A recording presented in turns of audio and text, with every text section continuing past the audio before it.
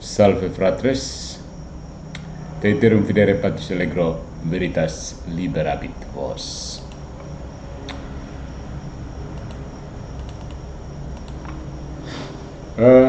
Ada hal yang menarik yang sedang menjadi perhatian dunia apologet Katolik. Dan ini adalah sebuah katekesi pastoral serta tanggapan iman terhadap kasus penodaan sakramen Maha Kudus di media massa. Jadi saudara-saudariku yang terkasih dalam Kristus, baru-baru ini umat Katolik di seluruh dunia dikejutkan dan disakiti oleh tayangan dalam serial Your Friends and Neighbors di Apple TV Plus.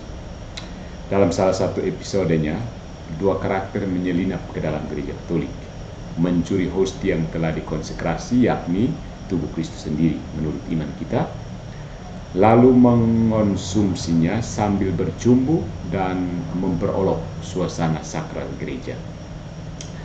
Bagi dunia, ini mungkin hanya drama atau seni yang provokatif. Tapi bagi kita, ini bukan sekedar roti.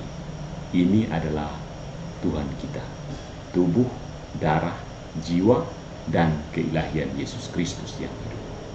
Nah, yang dipertaruhkan di sini bukan simbol, tapi realitas ilahi.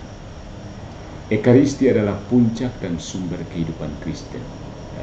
KGK 1324. Melalui misteri transubstansiasi, roti dan anggur menjadi sungguh-sungguh tubuh dan darah Kristus. Meskipun tampaknya tidak berubah, ya, maka tindakan mengambil hostia yang telah dikonsekrasi lalu memperlakukannya dengan cara profan bukan hanya tindakan tidak sopan, tapi itu adalah sacrilegium, pelecehan terhadap yang kudus, dosa sacrilegium. Inilah sebabnya mengapa para kudus seperti Santo Thomas Aquinas bersujud dalam adorasi di hadapan sakramen Maha Kudus, sementara dunia modern justru menggunakannya sebagai alat lelucon atau drama seksual. Nah, mengapa umat Katolik bersedih? Bayangkan seseorang menghina potret orang tua Anda, meludahi, lalu membakarnya sambil tertawa di depan umum. Anda akan merasa marah, bukan karena kertasnya, tetapi karena cinta Anda kepada orang tua Anda. Demikian juga ketika Kristus yang hadir dalam Ekaristi dipermainkan, yang dilukai adalah kasih kami, kasih kita orang Katolik kepada Tuhan. Ya, mewakili orang Katolik seluruhnya, kami tidak sedang membela institusi, ya. Kami sedang membela pribadi yang hidup, Yesus Kristus sendiri. Dia tidak hadir secara simbolis, melainkan secara nyata dan substansial di dalam sakramen. Nah, bagaimana kita sebagai orang Katolik menanggapi hal ini? Sebagai umat Katolik, respon kita bukan hanya kemarahan.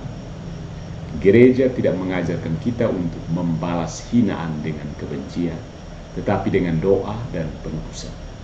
Maka, kita diajak berdoa bagi para penulis, sutradara, dan produser acara tersebut, agar hati mereka terbuka terhadap kebenaran dan keindahan iman. Kita juga perlu melakukan reparasi rohani, perbaikan rohani, dengan misa, adorasi sakramen Maha Kudus, doa rosario, dan puasa sebagai bentuk cinta dan penebusan atas luka yang ditimbulkan terhadap tubuh Kristus. Nah, kita juga perlu saling mengedukasi, menghidupkan kembali pemahaman akan Ekaristi di tengah umat Katolik sendiri, supaya kita tidak membiarkan dunia memperlakukan yang kudus dengan cara duniawi tanpa suara profetis dari kita. Saudara-saudariku, kita perlu menjadi saksi Kristus di tengah dunia yang mencemooh. Yesus pernah berkata, "Jika dunia membenci kamu, ingatlah bahwa ia telah lebih dahulu membenci aku." Yohanes bab 15 ayat 18. Dunia sering tidak mengenal Tuhan karena kita pun mulai malu bersaksi tentang Dia.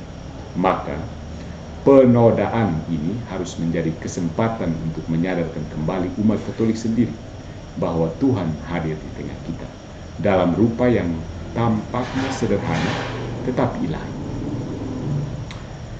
Jika dunia tidak lagi mengenal kekudusan, maka tugas kita bukan sekedar mengecam, tetapi menjadi ikon kekudusan itu sendiri melalui hidup kita, ibadat kita, dan cinta kita pada Ekaristi.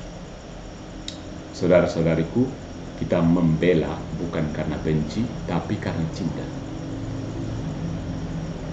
Kita atau kami orang Katolik bersedih bukan karena keagamaan kami dihina, tapi karena pribadi yang kami kasihi dipermainkan. Kami tidak menuntut balas. Kami mengundang dunia untuk mengenal siapa yang sedang mereka hina. Yesus yang mencintai mereka hingga wafat di salib. Mari kita jadikan setiap misa, setiap sakramen, dan setiap doa sebagai kesempatan mengasihi Kristus lebih dalam, agar dunia yang memusuhi Tuhan justru bertemu dengan cintanya melalui kita. Tuhan berkati kita semua.